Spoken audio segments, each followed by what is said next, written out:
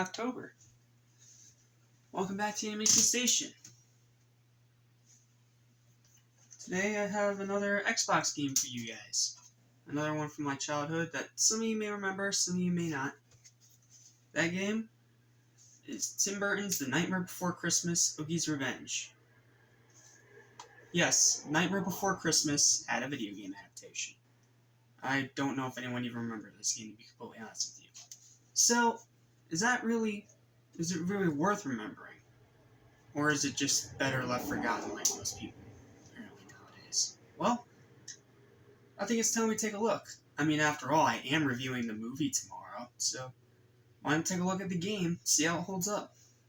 So, welcome to my review of Oogie's Revenge. Let's jump in, shall we?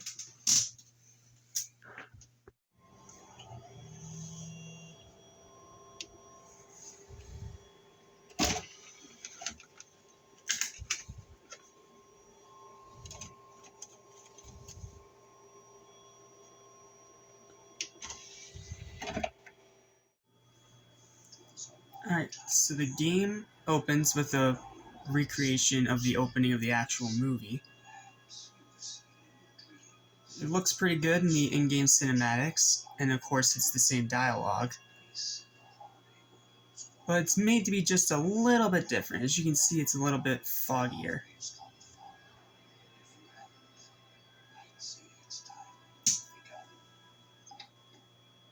It's not as over the top, but it's still pretty good. And yeah, this was published by Capcom. This was one of those games made with the Disney-Capcom agreement.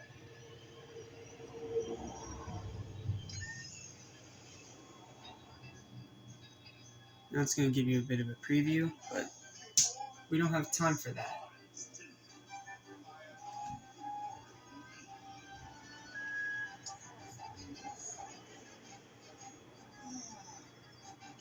The graphics look quite good for the Xbox. Everyone's on model, everyone looks pretty unique to the movie.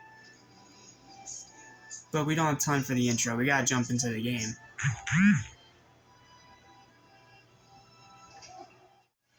Alright, so the game story is that Jack gets this thing called the soul rubber from the professor, and he goes off to try and find something new to add to this Halloween celebration. But while he's gone, the kids, the little trick-or-treaters, resurrect Oogie Boogie. Obviously, it's not the same voice actor. That's not Chris Sarandon as Jack. I'll have to look up later who it actually is, and I'll put it in the little description. But let's go ahead and get started. These are your basic enemies, these skeletons. Use the soul rubber to take them out. Collect these coins.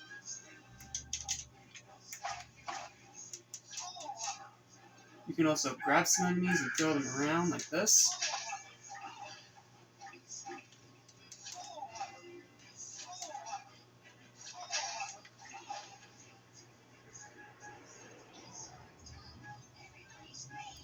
It's another one of those games that has fixed camera angles, so it can be a bit hard at times.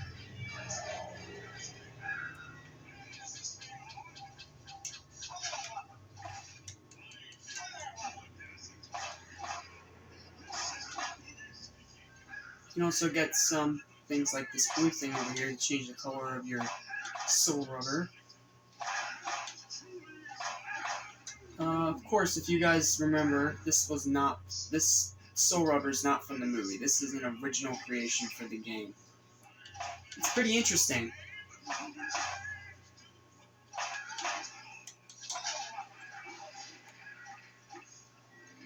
So you just take out these skeletons.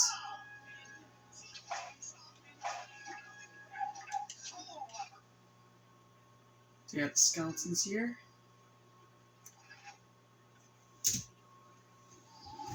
And that's going to open the door.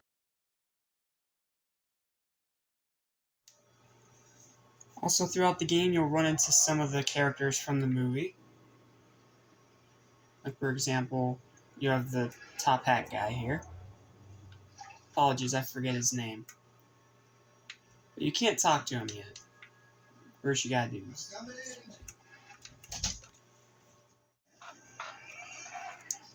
So you get to your first boss fight, which is this shadow version of Oogie Boogie. He seems difficult at first, but once you know what to do, it's not as difficult. And it's gonna play the song. Please don't copyright me.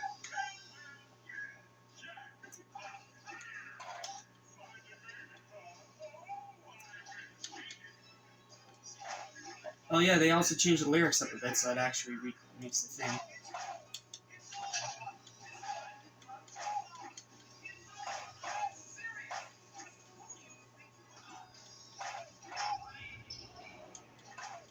The higher combos you get, it's kind of like Devil May Cry in a way.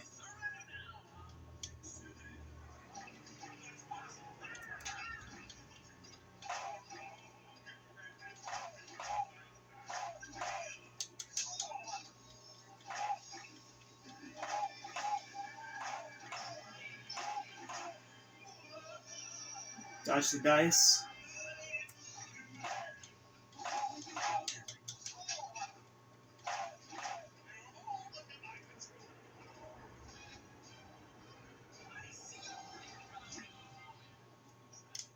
Oh, you can't jump. That's a bit difficult.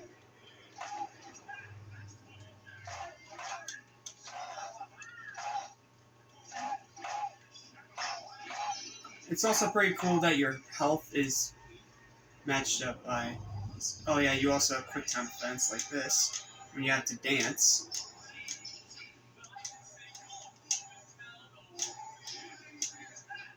Pretty interesting little sections, but it's pretty fun. If you love rhythm games, you're gonna enjoy this.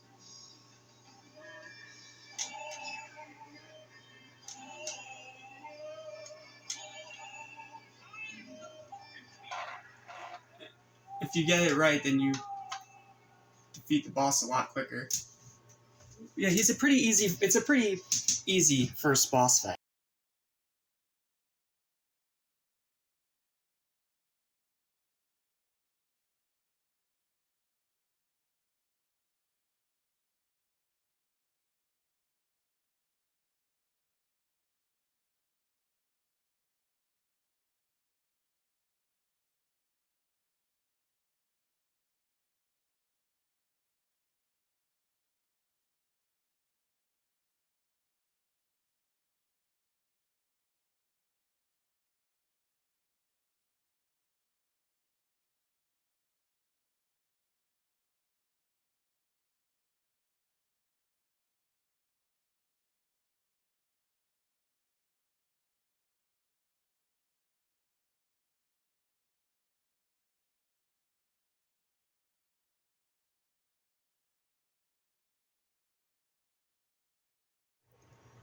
This is another one of those games like Night of 100 Frights, where you have to figure out where to go and what to do. So, it makes the game pretty challenging at times, and even on easy mode, this game is going to test you, even more than Night of 100 Frights, if you would believe it. Because since you can't really jump, you have to, like, find other...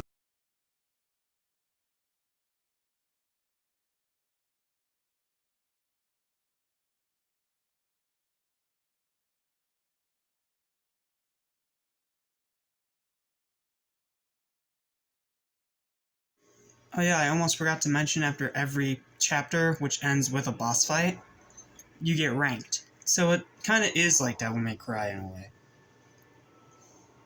It's unique. Okay, back to the next area. So as you explore, you can also come across secret areas like this, on top of the roof of the town hall. So you drop through the hole, and you go to the secret area, which in this case is the attic.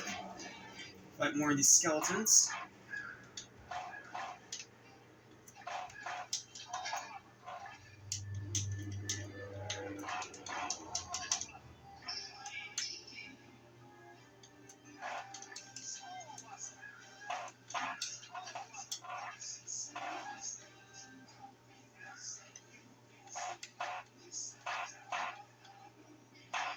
It is a lot of button mashing because you do have to press the X button a lot, but sometimes you can vary it up.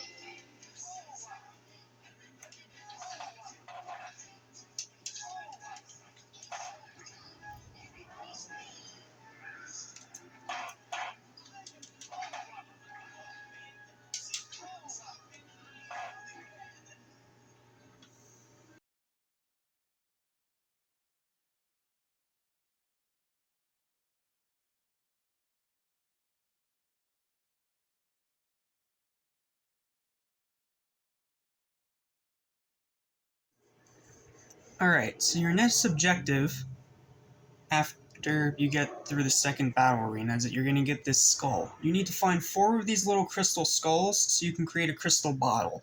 That crystal bottle will allow you to refill your health without having to go to the fountain. Because the fountain is the only way you can revive your health. So if you're able to get a crystal bottle, that way you can revive yourself if you're in the middle of a fight and can't go back. Pretty interesting.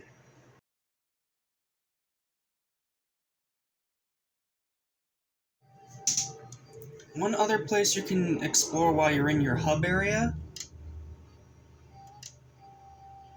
is Jack's house.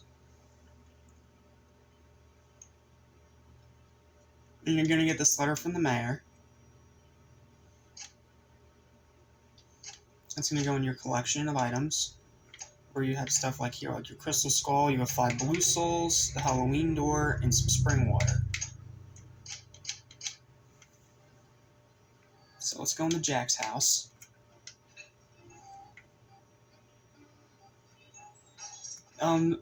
It's very faithful to its source material as far as games go. Like, you have the spider on the door as the doorbell, and it screams. And then even going inside Jack's house here, you have stuff like his coffin, his little coffin closet, an electric chair. You have a film reel right here where you can watch cutscenes that you've unlocked as you play. Then you can go to the shelf here. This allows you to view the figurines you find throughout the world. Right now I have his shadow Oogie, so it's not really worth looking at. This is that.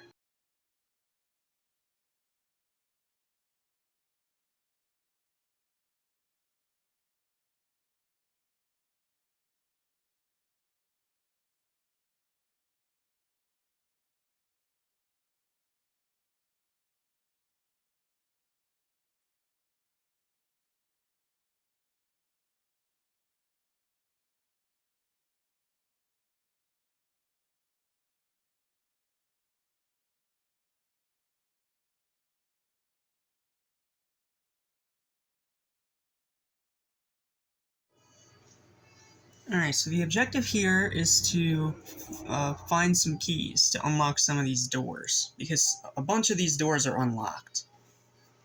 You can also talk to some of the people, like talking to this guy.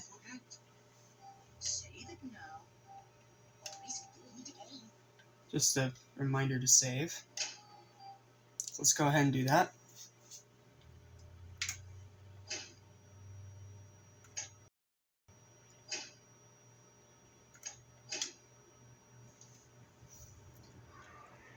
There we go. That's how you save.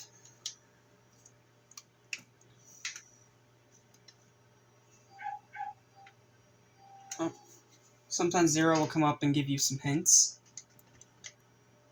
I hit the wrong button. There we go.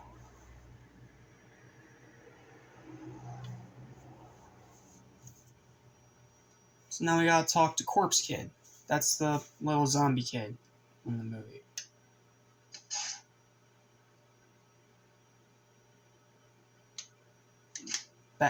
Pressing the back button will bring up your map. Sometimes it tells you the objective, and other times it's vague. So, go over here to this kid. Talk to him.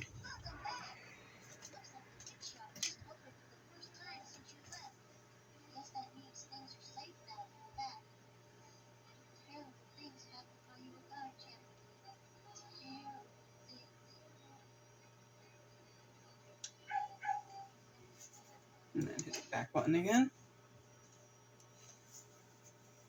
And this is going to tell you about the different characters you meet. Like, you got the Hanging Tree, you have Corpse Kid, you have the 3 Mr. Hydes, you have the Axe Guy, Boogie's Boys, the Vampire, Quartet, I think is what it's called.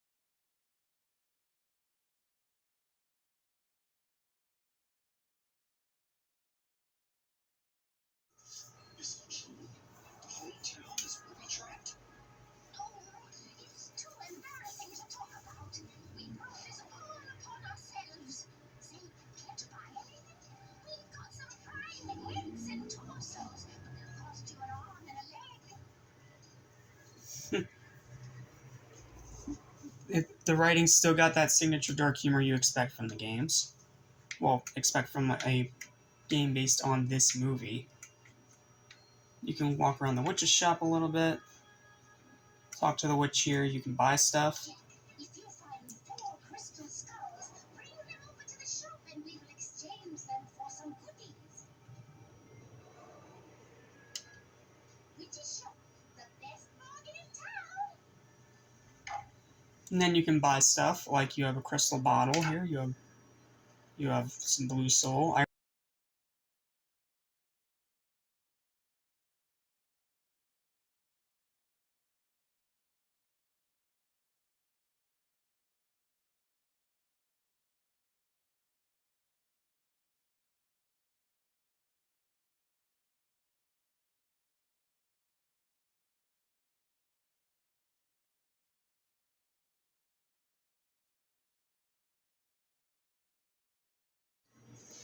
Well, that's pretty much the gist. That's how the game works, that's how it expects you to go through it. So, what do I think of the game overall? Overall, it's good. It's pretty good. Like, obviously it's not going to be the easiest game in the world, and there's better stuff you can play, sure, but for a game that came out years after the original movie came out, it's not bad. It's not a bad movie licensed game. It's definitely challenging, I'll give it that. But a lot like Night of 100 Frights, it has charm, it has good graphics, it has good gameplay.